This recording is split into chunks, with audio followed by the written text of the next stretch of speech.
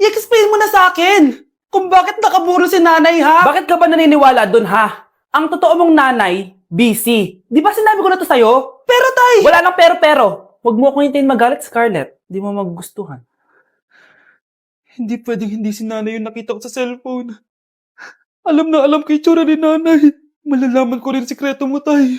Oh, Scarlett, aalis ako ulit, ha? Huwag kang pasaway.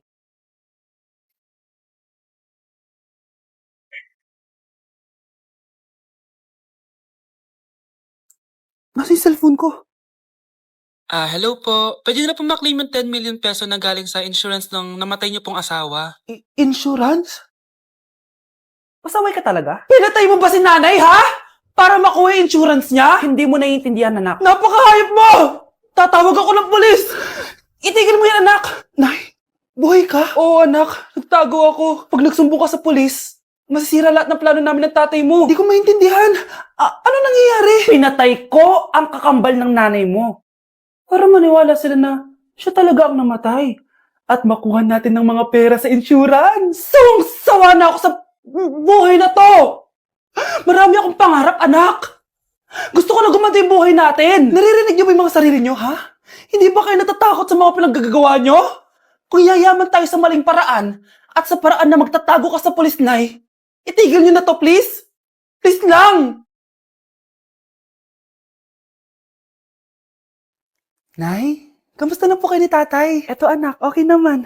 Ikaw, kamusta ka na? Eto nay, malapit na ako matapos ng college. Sana paglabas niyo ni tatay, marami na akong ipon. Huwag kang mag-alala anak, konti panahon na lang. Magkakasama ulit tayo ng tatay mo. See you, Nay. Miss ko na kayo. See you soon, anak. Nay, punta tayo sa mall. Huwag muna ngayon, anak, ha? Madami kailangan na tapusin na trabaho si nanay. Sige po, Nay. Palagi na lang busy si nanay. Ako na lang mag-isa lalabas. Diyos ko po, anong oras na? Di pa pala kami kumakain ng anak ko. Anak, anong gusto mong ulam? Nasaan na ako? Hala si Teddy na dumihan na. Ano yung gumagapang? Anak! Pumunta yun. Mare, yung anak mo. Oh, Mare, nasa inyo na naman yung anak ko? Pasensya ka na, ha? Makulit talaga yun. Mare, patay na yung anak mo. Natagpuan nilang wala ng buhay kasi natuklaw siya ng ahas. Bakit di mo siya binabantayan, ha? Ano? Anak? Hindi. Anak? Ma'am, wag po muna tayo lumapit. Iniimbestigan pa po namin yung bangkay. Anong bawal? Anak ko yun, oh!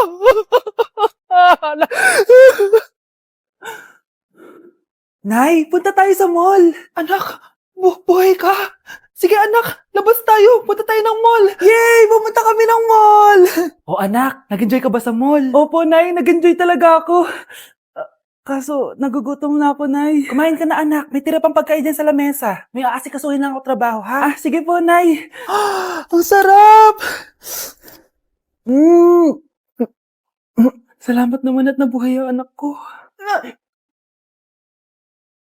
Anak, tapos ka na ba Anak? Anak! Anak! Ayoko mawala ka ulit sa akin! Nay, punta tayo sa mall. Bumalik na naman ako. May sumpa ata tong kwintas na to. Kailangan kitang itapon para tumigil na tong sumpa na to.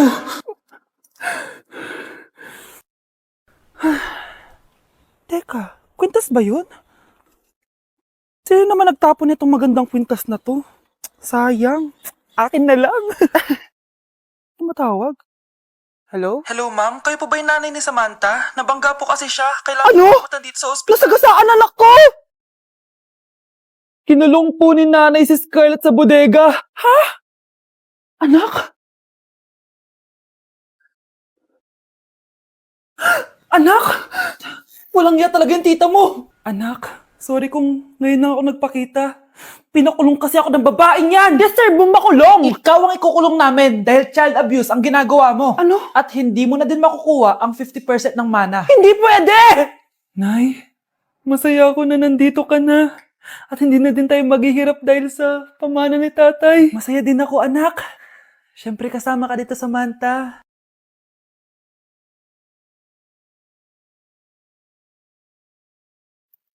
Ano ba? Bakit tawag ka ng tawag, ha? Oo, wala silang kaalam-alam. Sige na, baka mahuli pa tayo. Sa wakas, sa atin na ang mana. Maghahati tayo dito. Palayasin mo na yung mga batang yun, ha? Ako bahala. Ang galing talaga natin magpanggap date. Mga anak, aalis na tayo dito sa bahay. Lilipat tayo sa mas malaking bahay. O eto, mga gamit nyo, inimpake ko na. Talaga, Nay? Scarlett, huwag kang maniwala dyan. Nagpapanggap lang yung nanay mo. Samantha, ano yung mga pinagsasabi mo? Magjowa sila ni attorney. Sinet up nila tayo. Ganyan ba ang ugali mo, Samantha? Kaparehas ng nanay mong sinungaling? Samantha, ano ba? Kung ayaw mo sumama, edi wag. Sige! Kung totoong anak mo talaga si Scarlett, saan at kailan mo siya ipinanganak? Ang dali naman yan. Eh di sa Manila. Pinanganak ako sa ibang bansa. Hindi ikaw ang nanay ko. Ay, oo nga pala, sa ibang bansa pala. Sorry, nakalimutan ko. Ang dami namang drama. Total, nasa amin na ang mana. Umalis na kayong dalawa. Kung ayaw niyong pati kayo, ipakulong ko. Kung meron mang makukulong, kayong dalawa yon. Salamat sa pagtawag, Samantha. Inaaresto kita, attorney, sa kasong panloloko. Palpak ka talaga! Naisahan niyo ako ngayon, ha? Hindi pa ako tapos sa inyo. Talagang sinira mo yung sarili mo, attorney, para sa pera.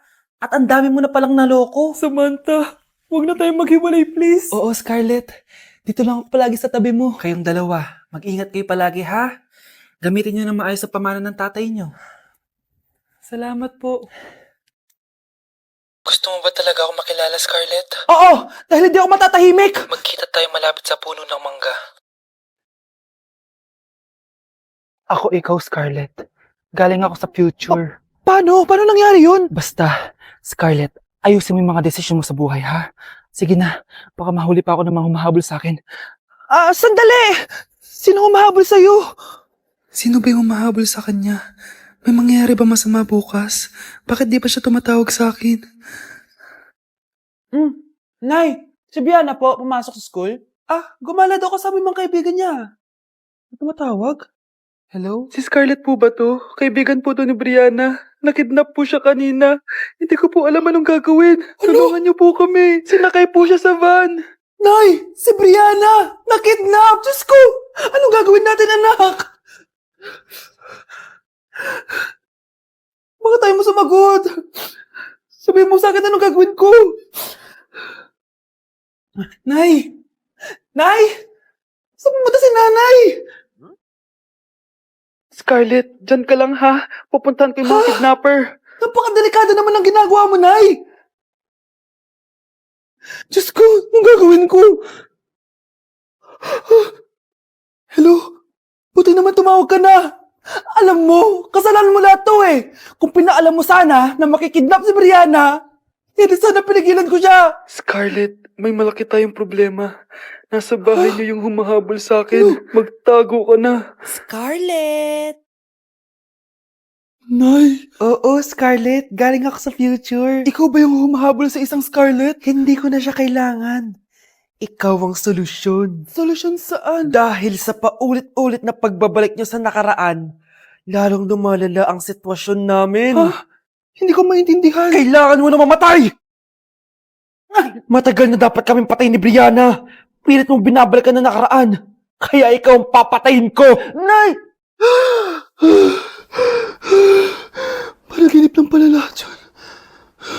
Oo anak, okay ka lang? Si ate kasi panay puyat kaya ganyan siya eh. Nay, Brianna, buhay kayo? Oo ate, buhay kami. Okay. Anak, sumama ka na sa amin. Sumama ka sa akin.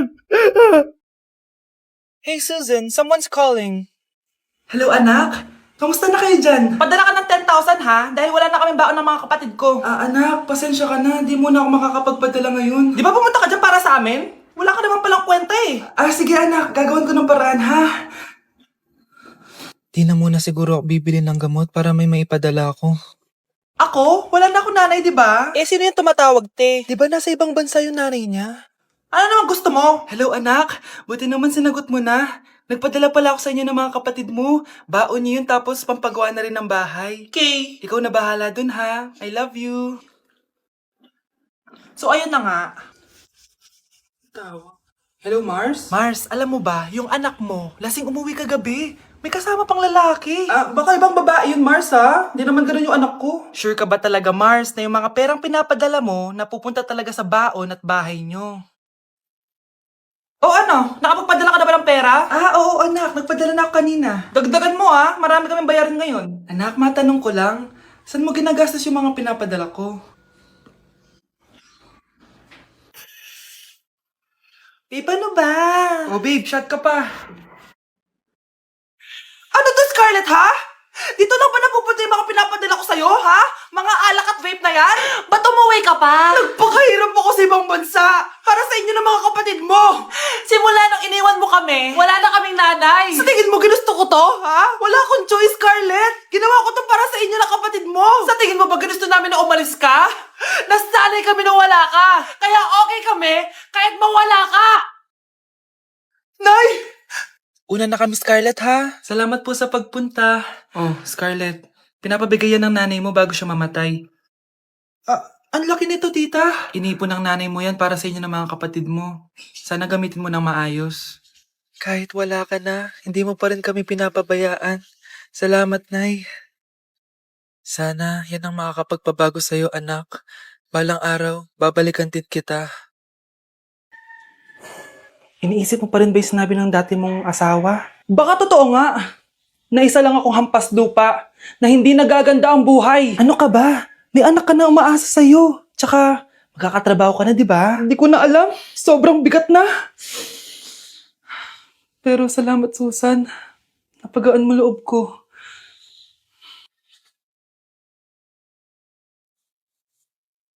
Hello, ma'am. Thank you for calling. How can I help you?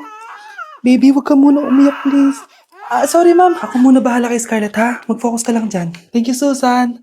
Yes, ma'am. I will help you. Scarlett, pagtanda mo, magiging proud sa'yo ang tatay mo. Tay, papasok na ako ng school, ha? Grabe na talaga, anak ko. Dalaga na talaga. Proud ako sa'yo, anak. Mas proud ako sa'yo, Tay. Kasi kahit sobrang hirap ng buhay natin dati, nakaya mo. O, tignan mo, manager ka na ngayon. Lahat ng ginagawa ko, anak, para sa'yo lahat to. Naku, ang sweet naman na magtatay.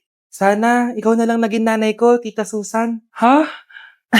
Ano ka ba, Scarlett? Oh, sige na, malilate na pala ako. Bye tayo, bye, Tita. Hi, first day of school. Sana maging masaya tong chapter ng buhay ko. Kailangan may picture ako. Hoy, cellphone ko! Kala mo ba makakatakas ka? Balik mo yan.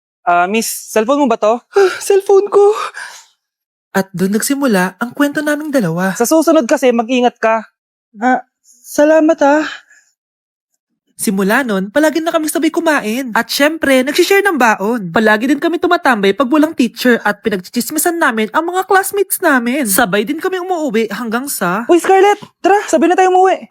Sige, tara. Kunin ko lang yung mga gamit ko, ha? Oh, kanino galing yan? Eto, binigay nung crush ko. Wow, ganda. Oh, tara na, uwi na tayo, ha? Di na pala ako sasabi umuwi. May gagawin pa pala ako. Sige na. Hoy, sabi mo sabay tayo umuwi.